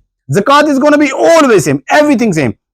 But you have to keep learning, keep learning, keep learning, keep learning. Then things will stay in your mind. Just coming one class, magic 10 kitisi class, you really think it's going to give you all that? Dars Nizami class, what we did 8 years, it used to be 25 years. Why? Because you have to do it so many times. Same masail. Every year, books are getting harder and harder. Arabic is getting harder and harder and harder. Like, you know, Shakespeare English, mushkil. Normal English, the next English, the next. Oh, to English, okay, Arabic starts getting stronger and stronger and stronger, and you don't even understand what is he talking about. I said to Ustad, ye bande lagda hai Arabi aamdi ko nahi likhi hai. I just say that. Adhan Arabi nahi aamdi is very strong in Arabic. That's the reason they're giving you hard. But what's the subjects? Roza, Zakat, Namaz, Hajj. Roza, Zakat, Namaz, Hajj. And all these subjects again and again, you keep reading about these subjects. Then fiqh goes in you because they're sciences. You will never understand. You're only going to understand one class, two class, and you're never going to repeat when you go home. All these, you know, slides, while I'm making videos, I am going to put them, but at the moment, management said don't put them up. Why? Because those who are coming, they will stop coming as well. Why? But they don't think, chalo ji, it's going to be on Facebook anyway. So what's the point of going? So I'm saving all the videos. They will go, inshallah, on my Facebook. They're definitely going to go. Their Facebook very hard because I can't take out from my phone such a big file going to another one. It's going to be hard. So my Facebook, they will definitely go on. I will let you know. And another thing, have you received? I've sent you 3 subjects because you guys gave me your email addresses. I have sent you the fiqh terminologies. I've sent you water, purity, types of water, and wuzu I've sent you. Ghusl I'm going to send you. So whoever gave me the email addresses, some email addresses were wrong because they it came back. He said email cannot get to this person for some reason. I don't know. You gave me wrong email, but I have sent emails 3 subjects to all of you. All these slides I've sent you. All these slides, and inshallah I will upload the videos as well. So you can go through those slides I will send you. If you have not received, let me know your email address next time when you come. Give me email address, Mom. I never received. These are my email addresses. So I will send you as well. Which email did you send? Uloom. No. Darul Uloom is mine. Not Darul Uloom. I think ask Imam Qasim. Either that one or ch.qasim. Chaudhary ka ch.qasim. Either this one or ask Imam Qasim from that. I'll send you. Or 3 slides. Hold on. Never received. Give it to Hajra. Hajra can give me your email address and I can send it. Because the paper you gave me, the way when you booked your, this course, whatever email you gave me there, the management gave me those email addresses. Paji Nida, आपको मिली है? आपके में 2-3 बार आया था. हाँ, निदा इरफान लिखा हुआ था, इरफान. हाँ, वो 3 थे ना, आपका था, आपकी बेटी का भी था, बेटे का भी था. मैंने एक भी सारा भेज दिया फिर. Right, okay, Jazakallah. So next week, no, after the 4th of January, next year, inshallah, I'll see you with same subject Ghusl, but further down, and then after that, we'll tell you what we're going to do after. Jazakallah khair. Assalamu alaikum wa rahmatullahi wa barakatuh. Right, okay.